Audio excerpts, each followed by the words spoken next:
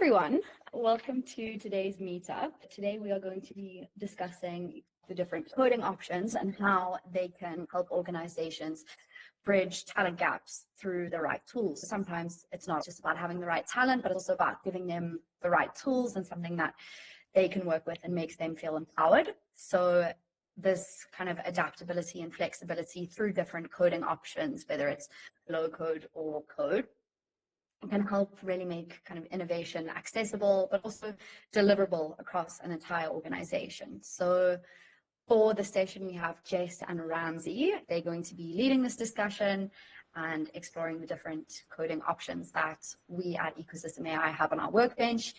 If you have any questions or comments, please feel free to raise your hand or drop them in the chat. We always love participation, and yeah, this is going to be a great discussion. So thank you.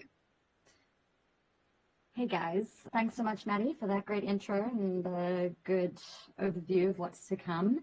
So I actually wanted to try something a little more classic in this sense for today's discussion. I know that what we normally do is a presentation, and it's quite nice to sort of sit back and be spoken to, but I really wanted to open up this to the floor, to everybody here in the room today, anybody that was eager to join and maybe have something to say about the topic.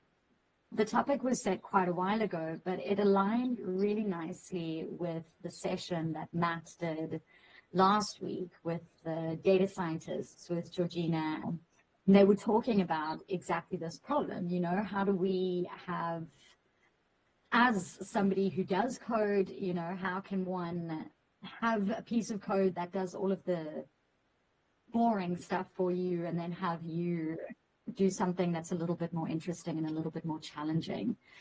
I wanted to start with something that I thought of while thinking about this whole concept, which was a post that I came across quite a while ago on LinkedIn regarding Lego and their notorious on the precipice of bankruptcy story that happened around the 90s. I did some research on it, and the trajectory of Lego was actually quite interesting, right? So they started off making wooden toys. I thought it was just a fun fact. I did not know this.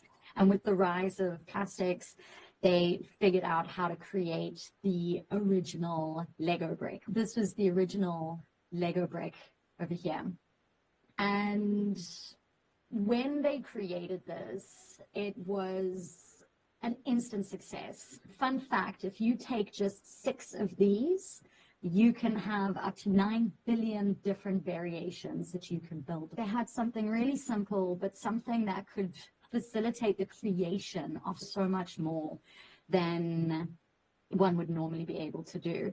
I wanted to bring this in line with the idea of Meccano. You know, for those that remember Meccano, you needed a certain skill level to play with Meccano, but you don't need that same level of skill to play with Lego. You can put Lego together, you can break it apart, you can build virtually anything from it.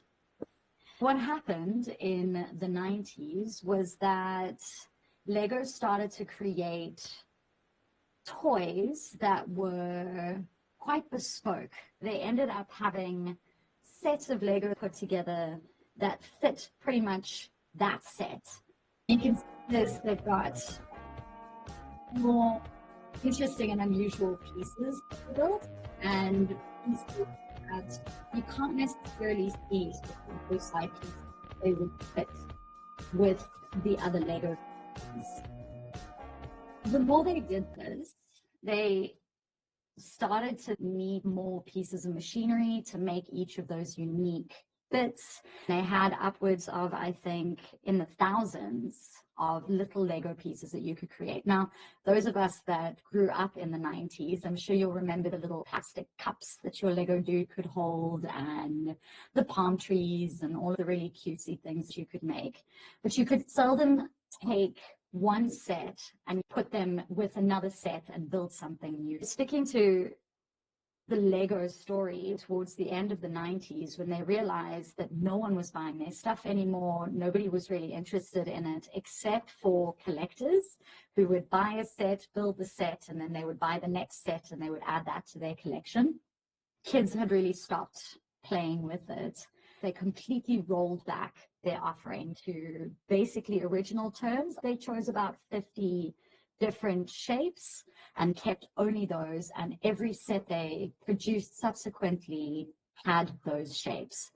They also embarked on collaborations with these. You could have a Lego pirate ship and a Lego Star Wars piece that you could take all of those pieces apart and build something new out of that. You know, some imaginary Star Wars pirate ship that probably didn't happen in real life, but that gave kids once again, or people, the opportunity to start building things of their own creation. So this led to the notation on something else that was quite interesting. Let me find my slide. I have a slide which I have stolen from one of Jay's old presentations. You can't see it well, but it is the story of Nokia. I'm sure a bunch of you know about what happened to Nokia, but for those that didn't, Nokia were great at hearing their customer. They were great at taking feedback and creating a whole new phone to fit whatever that feedback was. My stepmom had one of those rubberized Nokias that you could literally chuck off of a 3-story building and absolutely nothing would happen to it. But it didn't do very much else, right? So you had these very unique devices that would offer a very unique thing. And there was very little cross collaboration. And so what you ended up with was paying attention to the niche, but the niche not being big enough to hold the entire company together. Something that changed around that time was just as Nokia was coming up with all of these individual pieces, the iPhone came out with a blank slate, something that you could build your own apps for. This physical platform that was extremely minimal, extremely to the point, that gave you the opportunity to build something that was useful for you. And also for app builders to come about and build ideas of what they think other people would use. It was relatively low stress, right? So you build your app, you can put the app on your phone. If you didn't like it, you could leave it and go for something different. So you had this platform that you could pick and choose and customize to fit your specific needs without worrying too much about the physical attributes of it. I wanted to give these as a bit of a background story to very tangible product examples of this conversation of no code versus low code, and then to insert a little bit of the possible all code idea. And then to share a personal story, Ramsey and I have done a lot of work over the years from an ecosystem perspective in building demos for what our product does. We've got the product, we've got the tools, and we often need a way to show people how it could possibly work in action. I discovered an app builder called Adelo, which at the time I was really excited about. It was completely no code. It fit me perfectly. I could literally just put together all of these screens. I could make it as pretty as I could. I could build a whole story with it. And then Ramsey would come in and try to enrich it and add our capabilities to it. And that's where we encountered a lot of the problems. So I think Ramsey will talk a little bit more to it just now. But to say the least, it was very, very difficult to add customizable elements to this thing.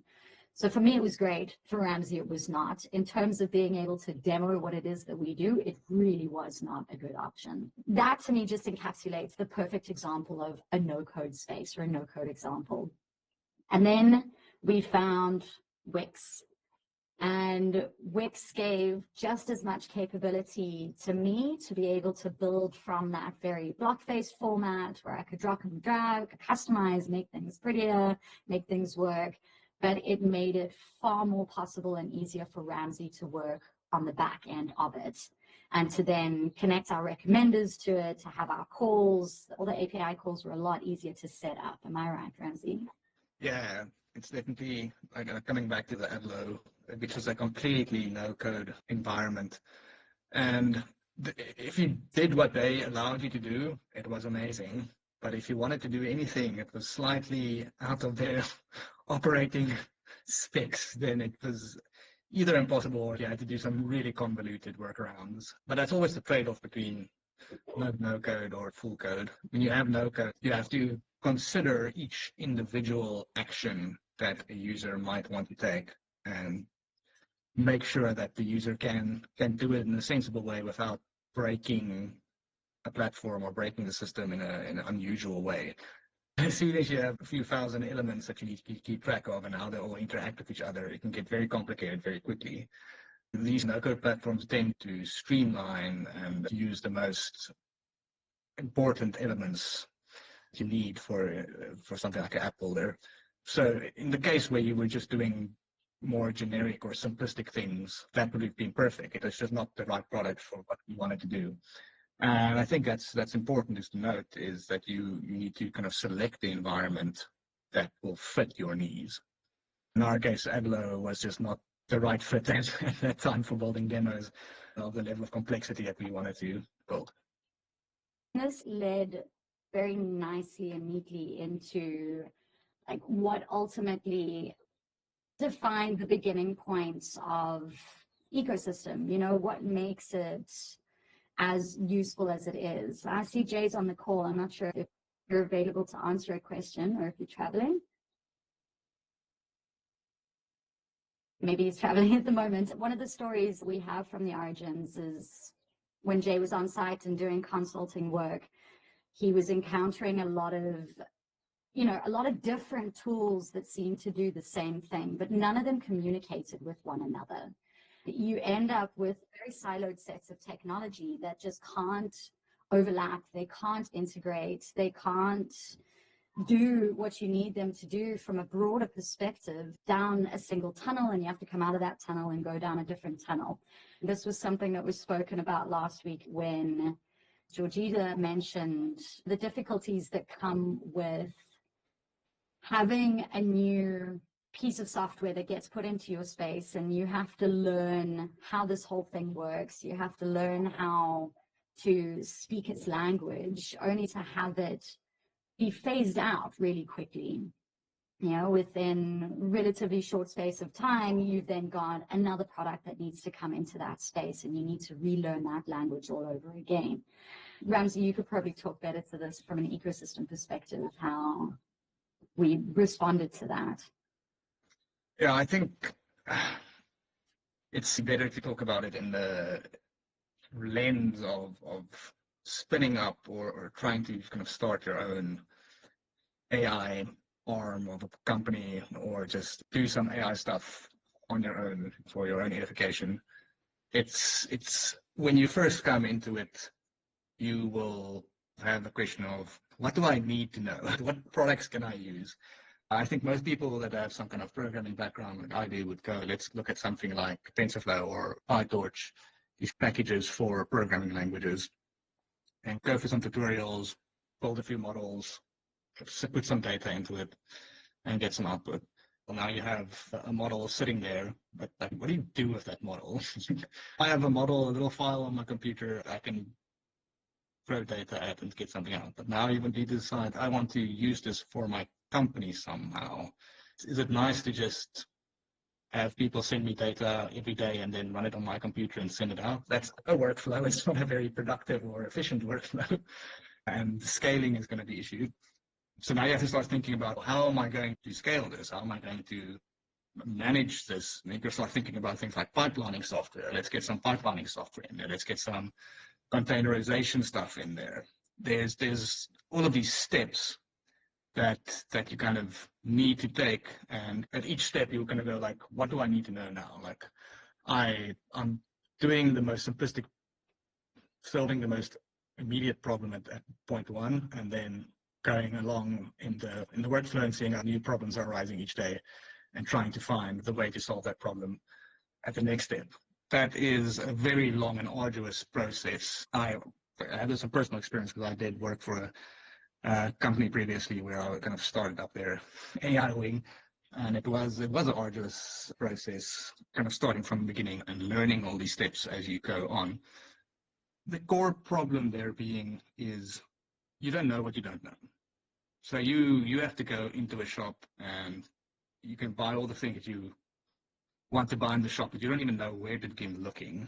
It's just there's so much things out there. Like, what's the difference between 5 different products that all look like they do the same thing? Why should I use one over the other? You have to do intense research into each individual product and decide what is the best for your use case or not. And then potentially learn how to use each of them. And that takes additional time. That is a very big investment. Part of team building is going to be setting up teams that are going to do all of these individual aspects that you need to know. But what we kind of at Ecosystem saw is that this problem can, like, a lot of it is kind of integration and just knowing what do we use. So we kind of tried to simplify that process of coming from scratch, not having anything, and then going, how do I get all of these different tools, all of these different bricks, coming back to Jess's talk, and then put them together in sensible ways. So the kind of ecosystem platform allows you to, here is your toolbox of different bricks, and all of the bricks are already interfaced. They have the interlocking brick system, so you don't have to worry about the integration.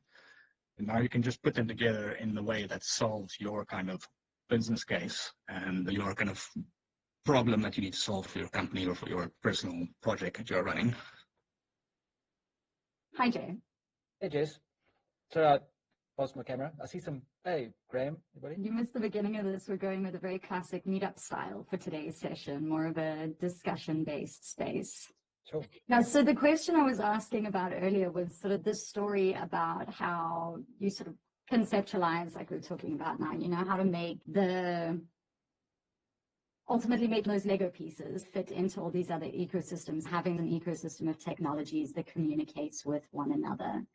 Just from personal experiences. That's what we're interested in today, understanding people's experiences of this code. Have you had a no-code experience or a low-code experience, or too many different types of code languages experience that you want to have communicate with one another? Can I give you the basis of the thinking? And I kind of caught bits of what you guys are saying, but at the end of the day, it's the class of solution dilemma. If my intent is to create a very big outcome, a little bit to what Ramsey was saying earlier, when you have to build everything from the ground up yourself and select the correct technology. And you can think of it in 2 dimensions. One dimension is the business intent and a business outcome, where you want to achieve uplift, profit, engagement, whatever the measure is of what you want to achieve. The other dimension is your technological capability and the choice of technology you're going to use in order to achieve that.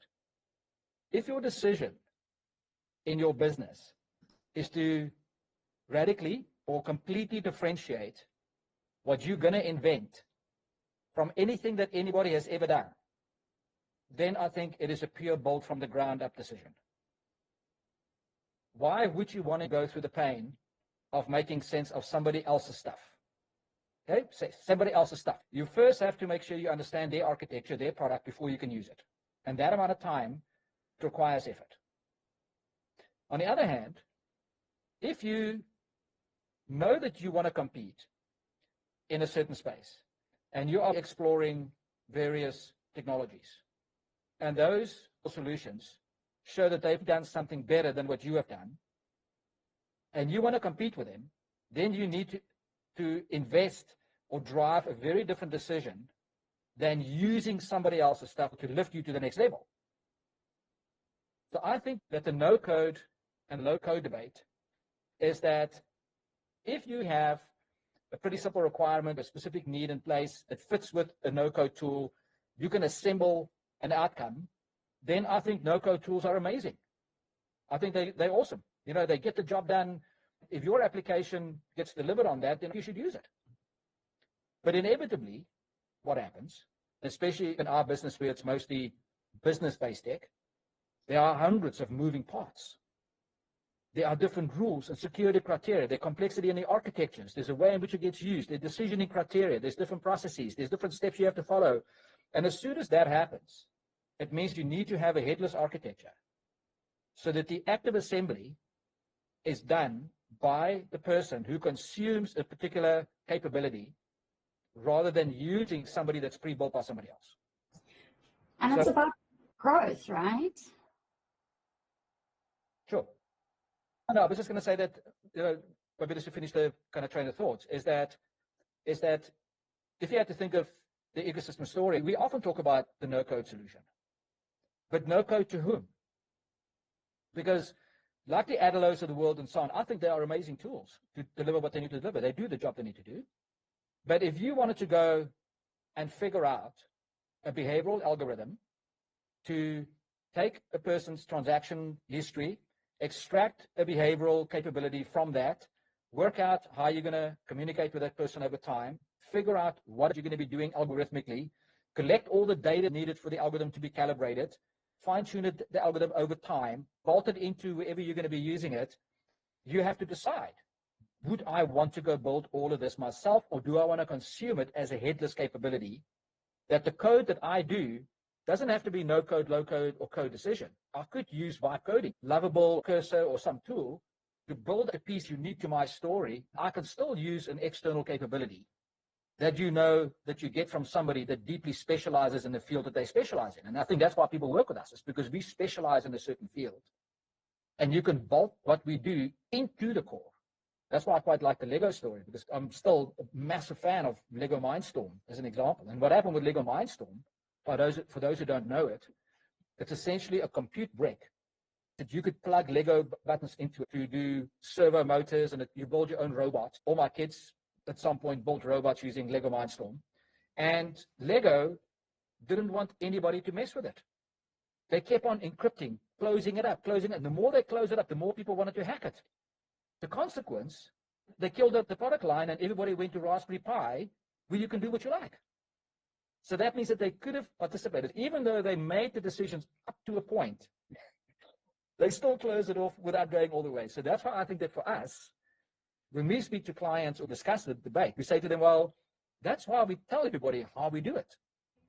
We say to them, this is how you can do it. You can do it yourself. We've already done it.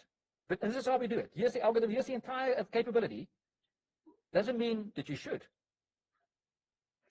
Because if somebody's already done it, shouldn't you just get into that capability, especially if you know that all they do is agonize over solving that problem? And as long as you can solve your diversity of solutions that you are working on, the diversity of problems you're working on can be solved. So I think that it is a complicated debate.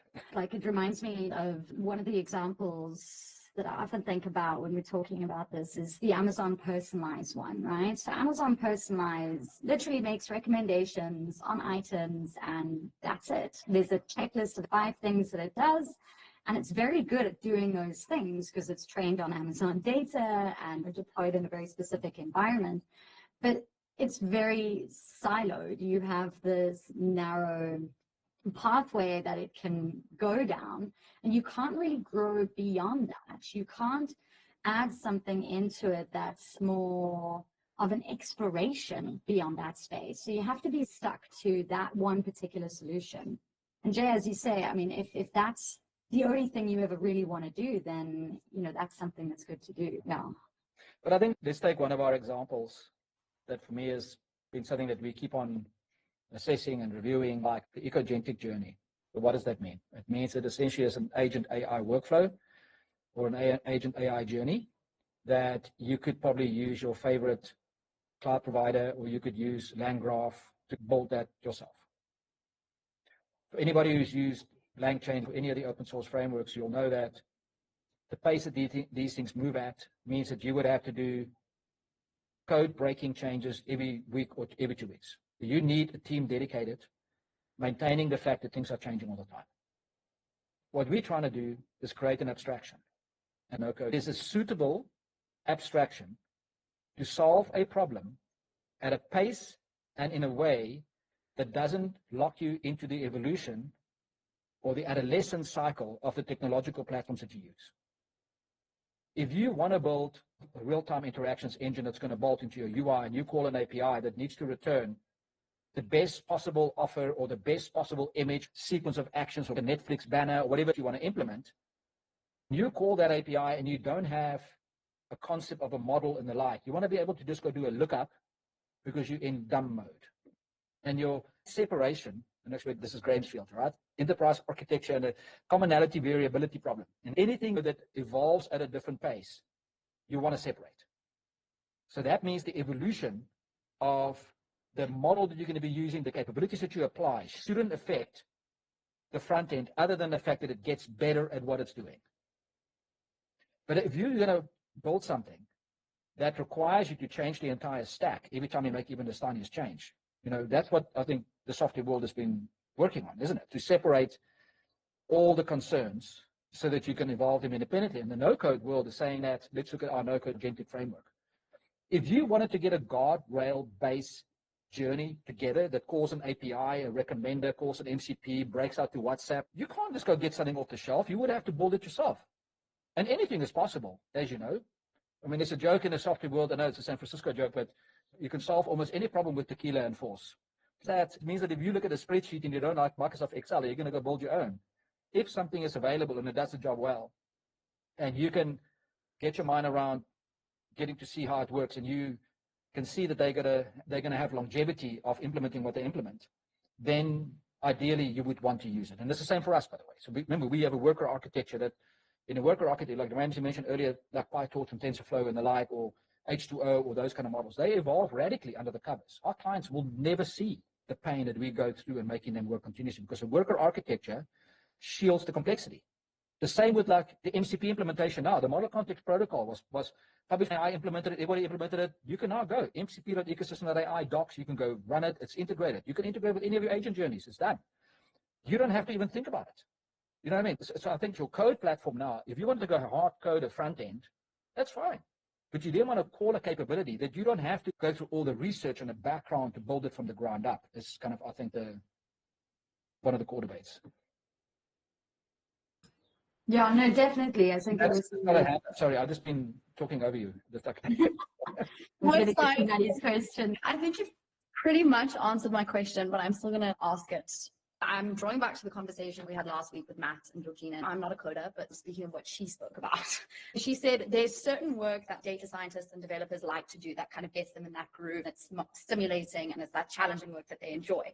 And she was saying, for example, she would do that type of work on Excel where she would be building or developing something, but she doesn't necessarily want to build Excel. And I think that's exactly what she spoke about now.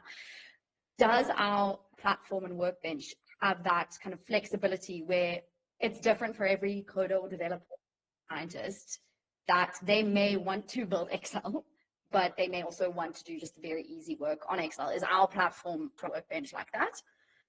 So we believe that it is for the problems that we work on. Let me tell you why. If you think of just the concept of a headless architecture, what does that actually mean? That means that everything that sits in our core capability can be accessible through an API, through a service. It has no visual front end. None of our capabilities are visual front ends. So we created visual front ends to connect to the back end. So the workbench is dependent on, it can only work if it connects to our server. But if you don't like that and you want to go code it, you can do everything that you do in a workbench in Python. Everything. And if you don't like that, you can do everything in Java, C#, Angular, React, or any other framework. You can decide how you do it. It makes no difference. If you go to the Ecogentic, Git repo, look at our open source repos that are there. We've got repos for iPhone, Android, Angular, React, Python, where their front ends are built that we give away to the world for free. If you wanted to code, here are entire frameworks pre-built to start. And you can extend it, or take that framework, stick it inside your vibe coding framework, and let it extend for you without needing a no-code solution. And the thing is that as soon as something becomes enterprise and it's done repeatably, no-code normally does not work well. If you have a data pipeline that's going to run once a day, twice a day, 100 times a day, every single day, there's no way you're going to do that on a visual front end. You're going to do it in a coding pipeline. And you're going to track it and check its performance. So that means that you want to have the options. For us, we don't let you do any of the things that we don't specialize in our product. We've got clients who build all kinds of things in a core framework. It's capable, but we maintain it in a certain way to make sure that the worker architecture can deal with the way that models are scored, the way that real-time convergence happens. All of those capabilities are in place. So I think that we really think about that in our product strategy all the time.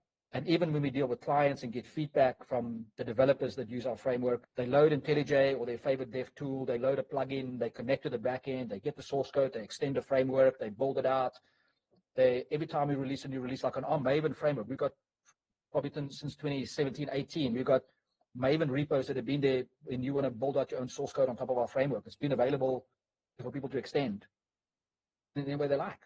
We've seen people using it for all kinds of applications. So I think the focus for us has been to think about the product line. That's commonality versus variability. We want to create, like the spreadsheet example. When you buy your spreadsheet from the spreadsheet company, they don't give you the content. They give you the ability to run the matrix, do the calculations, do the work. That's what we do. You have to add your own content, your own data, your own capabilities, your own execution that then sits on top of that. Thank you so much. I wanted to find out if anybody else here has or had any experiences that, you know, aligns with what we're talking about and maybe I've got a wants to question. share or has questions. Yeah. I've got a question I want to ask Graham. Okay. So Graham has been working on an approach for close on a lifetime. I don't know, is that a correct statement, Graham? The approach is that you have a hyperdynamic, multidimensional capability that is built in a object-oriented approach so that you can assemble almost any kind of architectural approach in his tool. I think it would be good to maybe just give people a view on that. It's kind of like an n-dimensional graph, so you can create any kind of semantic graph-based model. We store it in a relational database for portability and compatibility with people's infrastructure. But conceptually, it's a semantic graph that we store. But all of our tool works at a meta level. So in other words, there is no code that says I'm working with customer or with product or with price or anything like that. Everything works at the level of a concept, a property, and a relationship. We have user interface patterns, and the specifics of the meta model get merged into the UI pattern at runtime. So if you add a new concept, you can immediately capture it, relate to it, report over it, use it in a model, do whatever. That means you can create a hyperdimensional, almost like a knowledge graph, that can connect an organizational role with organizational structure with a piece of technology, a company's target product and everything. You can then work out where the dependencies are in a hyperdimensional space, especially when you do architectural definitions. Correct. So if you think about it now, that approach in our world, how we implemented it is we also have a graph that is implemented depending on our execution performance criteria. So that's why we run in a slightly different technology. We have a slightly different approach because we've got a different set of drivers than what, let's say, it's not called Arch anymore, right, Graham? It's called EVA, Enterprise Value Architect, yeah. So that means EVA's got a different role in Yes. how it gets used in the context of. So that means that there's, I think that the big part of any kind of no-code, low-code solution, or even with people coding, is that it is based on the intent of the outcome. That We optimize for flexibility and relatively small numbers of instances.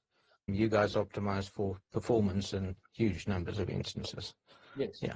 So we're happy to run at a macro, you know, on a meta level, because we can afford to interpret a lot on the fly, whereas you guys can't. You've got to have the model and generate it and then optimize it and whack it with lots of volumes. Yeah. Yeah. Yeah, I think that's exactly the point. If your understanding of what you want to achieve is not clear, then you're definitely going to get to non-clarity. Something worth mentioning as well, which is really important within this space, is to have no-code options, low-code options, and code options with all in one. Different team members that can work on the same thing and know where this project is going, the trajectory of it, and what that outcome could be. And you function as a unit rather than, Graham, by the sounds of it, I don't think I would even know where to begin. Let me comment on, there are 3 different layers of architecture and 3 different communities, right? There's what we would call the core developer community, That's like our internal team that work at the OO language level and build the platform. Then there's another layer where people configure that to put applications together. In other words, define things that work with one kind of architecture or another and one kind of interface or another. That typically is done by consultants who want to use the tool for a particular purpose.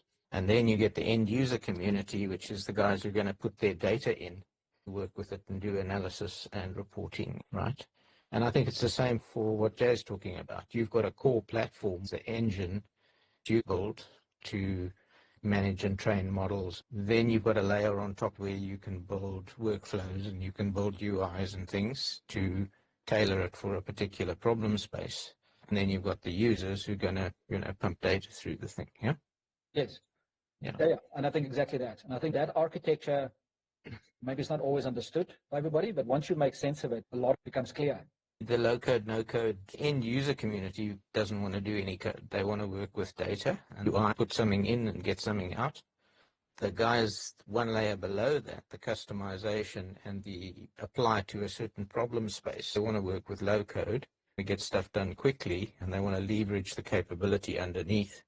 And they want to be, as Jay was saying, insulated from the technology turbulence. And the guys at the core level have to deal with the turbulence and the technology that's evolving and the, real coding level. Yeah. Yeah, yeah. Yeah, definitely. And I think that's also where the value of the modules comes in, right? Not just from communicating with all three different layers, but also as an entry point. So you've got spend personality, right? And it's going to assign personalities to the people within your data set. It's going to give you some behavioral value to the customers that you've got. You implement that, you start to do one or two things with that. And then the key factor is once you've achieved something of value, you want to be able to grow with that without having to change or implement something that's entirely new or entirely siloed again. Exactly. So you work through that and then figure out how to penetrate into that second or third layer to build something new from what you've learned within that space. Jessica, I would just add that the platform should enable you to build that first core sort of application that you want, right? And when you want to do the thing next door, that you only have to apply as much effort for that one incremental piece of functionality, right? You don't want to have to recreate. You don't want to have to go through a whole integration exercise. You don't want to have to learn a new technology, right? Here's my next thing I want to do, my next workflow, my next model, my next parameter, whatever it happens to be, define it at a business level. And you want the rest to happen. Okay. That's actually a good one, is if you think of the spend personality, because first thing that, if you think of how people would view it, you first have to believe that behavioral data can be extracted from transactional data. Then you have to agree that the archetypal model used to separate one kind of person's spending behaviors from another fits your thinking. If you believe that, you want to be able to do all of the work that is needed to get it implemented as painlessly as possible. That's why we got the wizards. So you can go through a wizard and the wizard tells you, I need this demographic data, this transactional data. When you stick it in here and run this process, the outcome will give you a score that will match back to the theory. You shouldn't have to worry about the algorithm or the technology platform. You want to use a no-code ingest to do it. You want to calibrate it. You use a certain kind of personality in your marketing campaign, in your messaging campaign, in your app, and take the score when it goes over 0.6 or 0.5, and you want that person to be different to somebody else. You now want to have a deeper understanding. Look at the data, look at the graph, understand how you're going to adjust it, and use the tools that you have. If you then have a messaging engine constructed, you want to be able to take the personality as a contextual variable, score the next message that you're going to create, and it must, like Graham was saying now, you want to be able to extend it. And I think that is a key part of frameworks that got longevity, is that it is extendable in the context of the common lineage. I've got to hop off at the hour, Jay. I've got another call. I just had a conversation with a client this morning. They're using the tool to do knowledge management around software requirements and managing software projects. They haven't worried about technical architecture deployment until now. But it's getting complex for them because they're getting into cloud, and it's multi-cloud, and it's in-house and remote cloud. So now it's getting messy for them. They're had a chat with us this morning and said, how do we manage our server environments, providers, and support groups? And I said, it's simple. You just add this concept, that relationship, And look at this, the impact. bang, it's done. Go for it.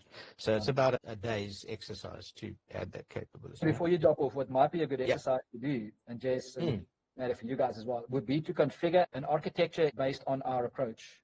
And Yeah. we can spread it at one of our meetups. I think we should do that. That could be fun.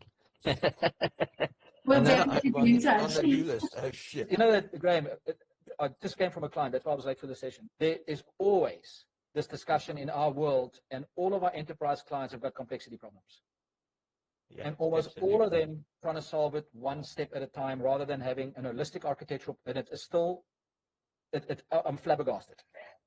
Yeah. So it is something that kind of, I think that if we had to give them architectural blueprints, Yeah. that we do a stack of architectural, even in especially the cloud migration work, that it might be good to create a configuration we can demonstrate here. So we must look into that. It could be fun, yeah. You Yeah, can't solve a complex architectural problem with point solutions. That's not going to work. Yeah, no. I get Okay, it. cool. All right, have fun. I've got to go. Thanks so much, Yeah. Graham. Bye. Cheers. Bye now. Right, Hey, does Sabah. anybody I think Sabah is ready to ask a question. I'm a good listener. Today I was just listening, Everything is fine so far. Thank you. So what do you think about this no-code thing in Europe? Well, it's a bit early, but Lovable in Europe changed the whole atmosphere, I must say. Yeah, So it definitely changed the entire way people do things. It's the fastest growing AI company as of like this week. yes. And especially here, it's become like kind of very fashion amongst the tech entrepreneurs and AI ecosystem. What is great in about the it UK. is that what I do now when I do workshops, I use Lovable to generate the front end to access our product. I want to be able to have a recommender that looks like Google Ads, and I want to be able to sequence the items and call the ecosystem API. Here's the payload. Here's the MCP. Just build it all for me. It creates the entire user interface and front end, and it calls our back end that does all the work and then sequences everything on the front end. Lovable can do all of that because Well, it calls yeah. us. We do the work on the back end, and they do the visualization because that's what they really focus on. So that will be that might be a good one to do as a meetup demo where we build a Lovable front end based on the cases that you and Ramsey worked on inside the early no-code solutions, and then show how That's AI nice. code generation will change the world almost entirely. I think it's going to fundamentally shift everything. Yeah, no, it is. It is. The only problem with Lovable is not American. That's why they don't get too much attention. If it was an American startup, it would be taking the world by storm. According to their numbers, they are the world's fastest growing. In Europe, it is, but I won't say the same in America. I speak to people from LA and Texas. They don't know too much about it.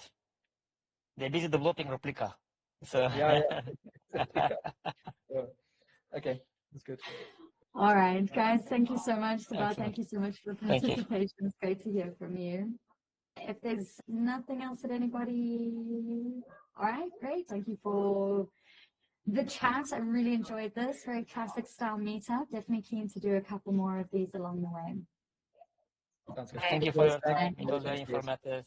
Bye. See you guys. Cheers.